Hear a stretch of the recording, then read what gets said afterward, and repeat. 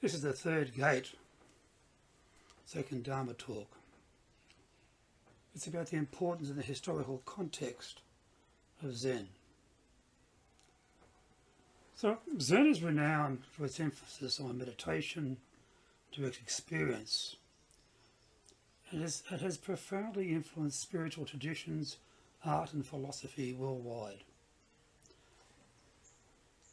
And to appreciate the nuance of Zen practice, it's critical to understand the cultural context, which reveals its depth and adaptability. The study of Zen without this lens might look over significant aspects that tend to shape the teachings and the practices and its evolution. The historical and cultural context is essential for understanding Zen, beginning with its roots in early Buddhism and continuing through its development in China and Japan.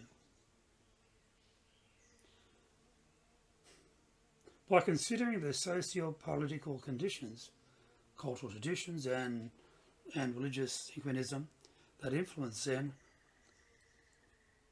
we can more fully comprehend its significance and ongoing relevance. In understanding it, we must first consider the roots of Buddhism itself, which began in India around the 5th century BCE, with the teachings of Siddhartha Gautama, the Buddha.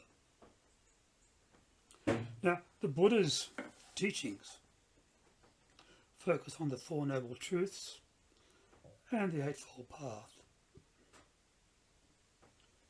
and offered a way to transcend suffering, known in Sanskrit as dukkha, through ethical living, mental discipline, and wisdom. Early Buddhist traditions emphasized monastic discipline, philosophical inquiry, and scriptural study, laying a foundation that would later influence Zen itself. The transmission of Buddhism from India to China was marked by significant cultural and doctrinal transformations. Early forms of Indian Buddhism, like Theravada and Mahayana, were deeply philosophical and mostly text-based. Mahayana, in particular, introduced the Bodhisattva ideal. Bodhisattva, a figure who attains enlightenment to help all beings attain liberation in their lives. And Zen's emphasis on compassion and interconnectedness owes much to the Mahayana thought, especially the teachings on emptiness, known as shunyata, and the non-dual nature of reality.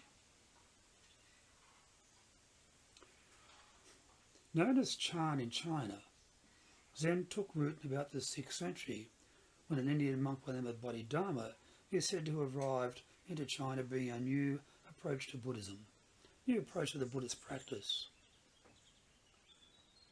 Bodhidharma's legacy or legendary meeting with the Emperor of Wu of Liang, where he downplayed the importance of merit-making and scripture in favour of direct experience and meditation.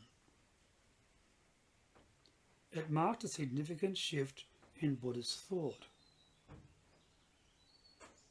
Now, this encounter symbolises Zen's divergence from mainstream Buddhist practice in favour of personal experiential insight into the nature of mind.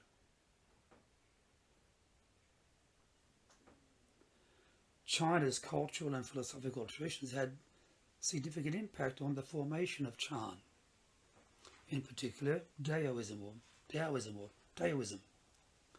Its emphasis on simplicity, spontaneity, and its harmony with nature resonated with the Chan emphasis on intuitive wisdom over intellectual knowledge. So Taoism, with its focus on living in accordance with the Tao, or the Tao, the way, influenced Chan teachings about finding enlightenment in everyday life and embracing the ordinary.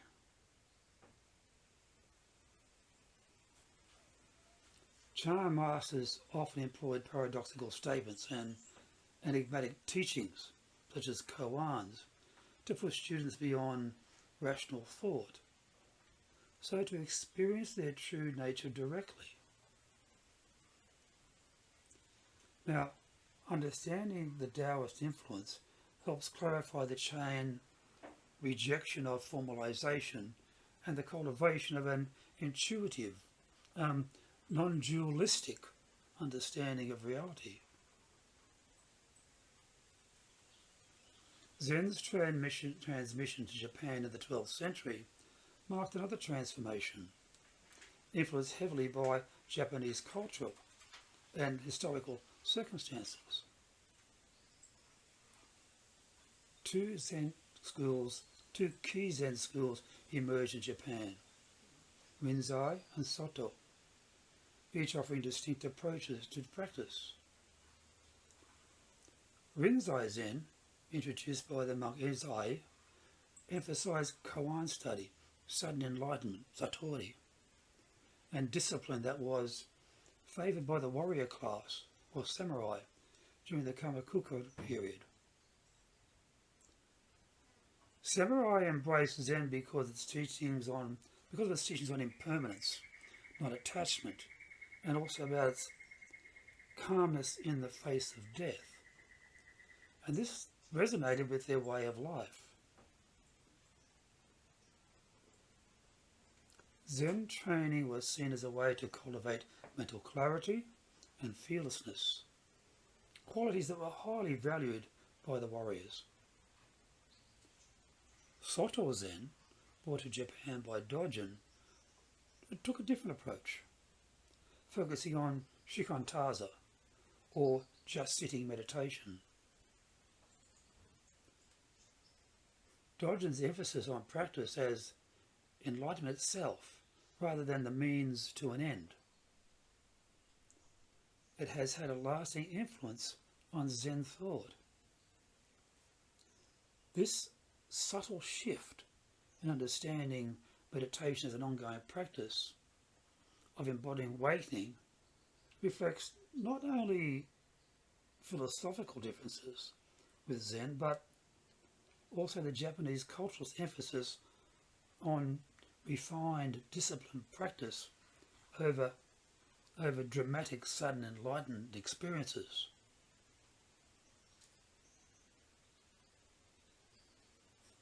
The cultural context of Zen in Japan also contributed to its integration with aesthetics.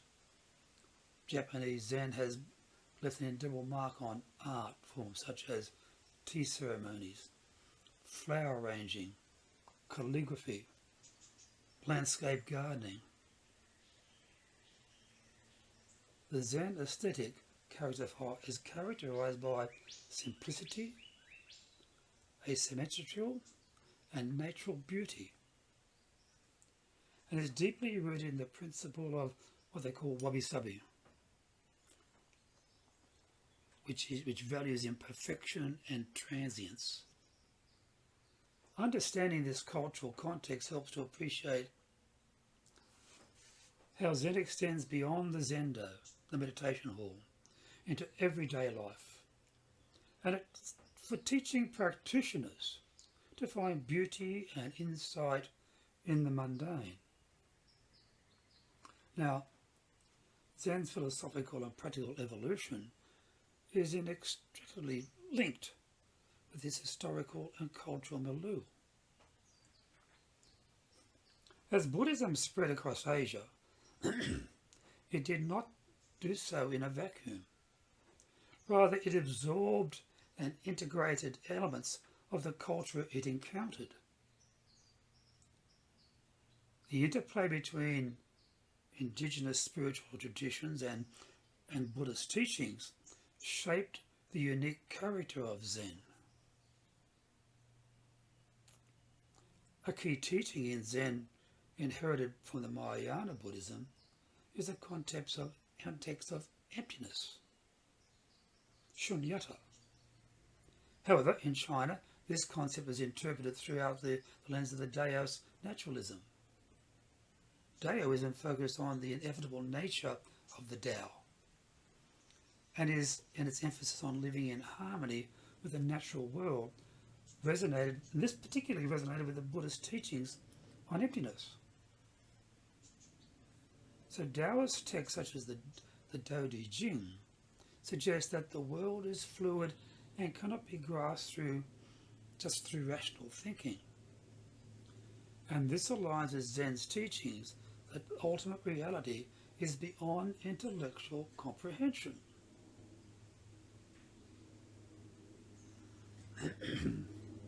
So understanding Zen's relationship with Taoism reveals why Zen teachings often employ paradox, contradiction, and the breakdown of logical structures.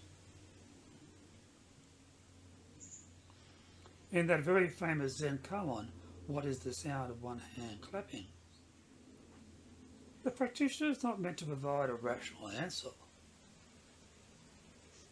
but simply to transcend dualistic thinking altogether. And this approach reflects the Taoist non-conceptuality and Buddhism's teaching on emptiness, showing how the cultural fusion of Chinese philosophies enriched the development of Zen.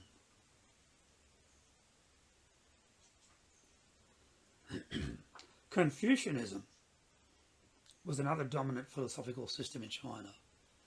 It's also influenced Zen, particularly in terms of discipline, ethics, and social harmony. While Zen is often characterized by its iconoclasm and rejection of rigid dogma, the Chan and Zen monasteries that flourished during the Tang and Song dynasties in China were highly organized and hierarchical.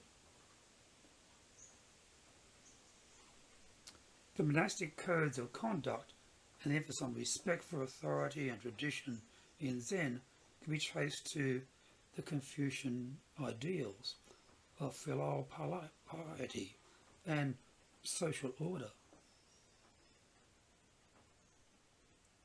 Now, koan practice, for example, is not just a tool for individual enlightenment, but a method deeply embedded in the teacher-student relationship, emphasizing respect, discipline, and rigorous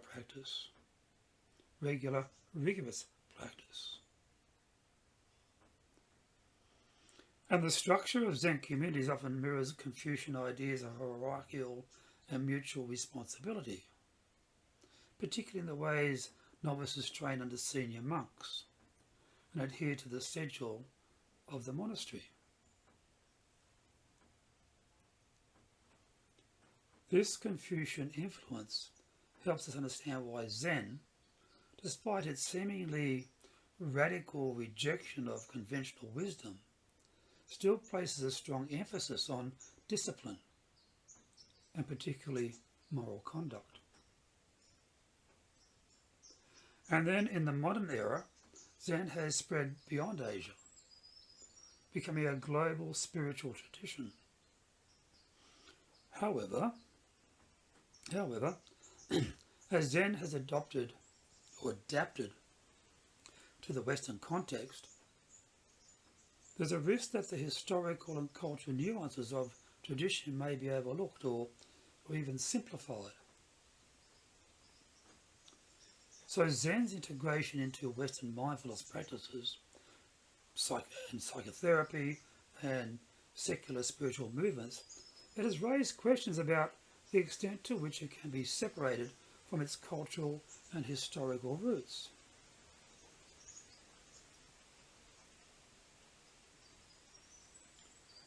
One of the challenges in modern Zen practice is maintaining the balance between adapting to contemporary needs while staying true to its core principles.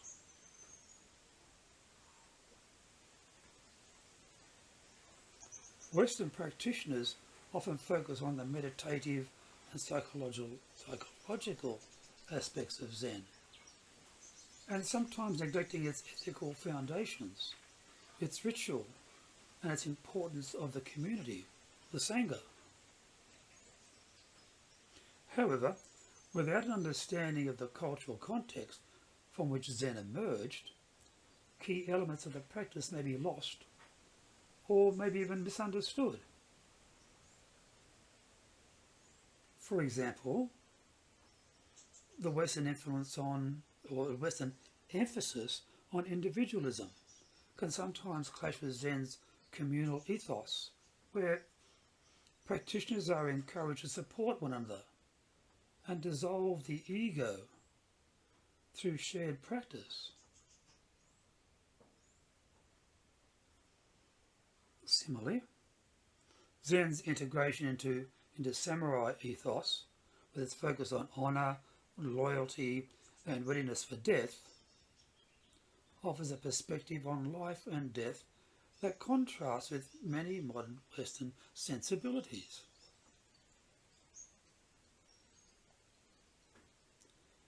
And it's in appreciating this historical context that enriches our understanding of Zen's teachings on impermanence and the cultivation of mindfulness, particularly in the face of one's uncertainties.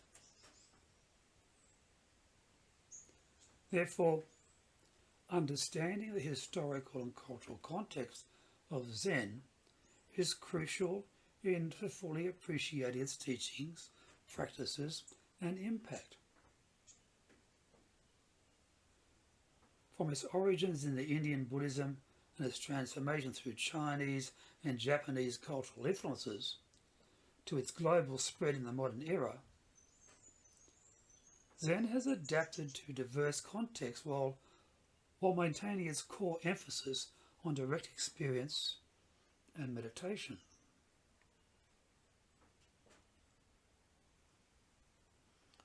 Recognizing the way Zen has been shaped by Taoism, Confucianism, samurai culture, and Japanese aesthetics, it can allow for a deeper, more nuanced understanding of its practices, such as koan study, zazen, and even monastic discipline.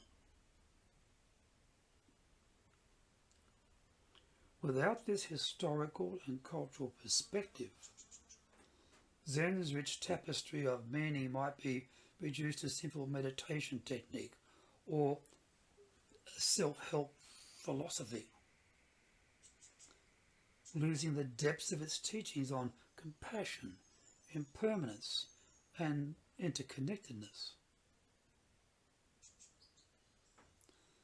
By emerging with Zen's historical roots and cultural expressions, modern practitioners can better embody its principles, honouring its tradition while making it relevant to contemporary life. In this way, Zen continues to be a living tradition, offering insights into the nature of mind and reality that are as profound today as they were centuries ago.